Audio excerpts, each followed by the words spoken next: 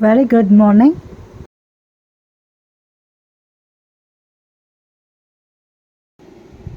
மலைகளுக்கு அப்பால் இருந்த ஒரு மாயாஜால தேசத்தில் ஒரு கம்பீரமான ஃபீனிக்ஸ் பறவை வாழ்ந்தது. சூரிய ஒளியில் மின்னிய நெருப்பு போன்ற சிவப்பு மற்றும் தங்க நிற இறகுகளைக் கொண்ட அந்த ஃபீனிக்ஸ் காட்டில் உள்ள அனைத்து உயிரினங்களாலும் போற்றப்பட்டது. அந்த ஃபீனிக்ஸுக்கு ஒரு சிறப்பு வரம் இருந்ததாக கூறப்பட்டது. அது நூற்றுக்கணக்கான ஆண்டுகள் வாழும், ஆனால் அதன் காலம் வரும்போது அது சாம்பலாகி மீண்டும் பிறக்கும். அந்த ஃபீனிக்ஸ் வானில் பறந்து ஞான பாடல்களை பாடி உலகிற்கு அரவணைப்பை கொண்டு வந்து ஒரு நீண்ட மற்றும் புகழ்பெற்ற வாழ்க்கையை வாழ்ந்தது. ஆனால் ஒரு நாள் அந்த ஃபீனிக்ஸ் பலவீனமடைந்தது. அதன் ஒரு காலத்தில் பிரகாசமாக இருந்த இறகுகள் வாடத் தொடங்கின. அதன் காலம் வந்துவிட்டது என்பதை அது உணர்ந்தது. தனது கடைசி ஒரு பறத்தலில் அந்த ஃபீனிக்ஸ் வானில் உயரமாக பறந்து மிக உயரமான மலையின் உச்சியை அடைந்தது. அங்கே மறையும் சூரியனின் ஒளியில் அது தன் இறக்கைகளை அகல விரித்து தீப்பிழம்புகளாக வெடித்தது.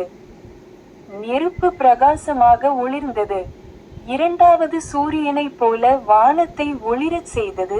பின்னர் மினுமினுக்கும் சாம்பல் குவியல் மட்டுமே எஞ்சியிருந்தது. சிறிது நேரம் எல்லாம் அமைதியாக இருந்தது. காட்டின் விலங்குகள் தங்களுக்கு பிரியமான ஃபீனிக்ஸை என்றென்றைக்குமாக இழந்துவிட்டதாக எண்ணி துக்கத்துடன் பார்த்து கொண்டிருந்தன. ஆனால் பின்னர் நம்ப முடியாத ஒன்று நடந்தது. சாம்பலிலிருந்து ஒரு சிறிய தீப்பொறி தோன்றியது. அது ஒரு சிறு தணலைப் போல ஒளிர்ந்தது. மெதுவாக அந்த தீப்பொறி மேலும் பிரகாசமானது.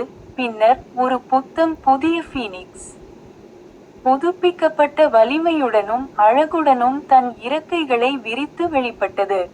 அந்த உயிரினங்கள் வியப்பில் மூச்சு திணறின. ஃபீனிக்ஸ் முன்பை விட அதிக பொலிவுடன் திரும்பி வந்திருந்தது. அது ஒரு சக்தி வாய்ந்த கூச்சலை எழுப்பி தன் நம்பிக்கையின் பாடலால் காற்றை நிரப்பியது.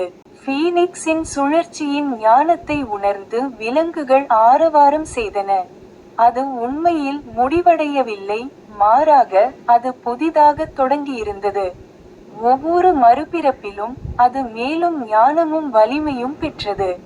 அன்றிலிருந்து நிலத்தின் உயிரினங்கள் ஒரு முடிவை, ஒரு பிரியாவிடை, ஒரு மாற்றம் அல்லது ஒரு இழப்பை எதிர்கொள்ளும் போதெல்லாம் அவை ஃபீனிக்ஸ் பறவையின் மறுபிறப்பை நினைவு கூர்ந்தன.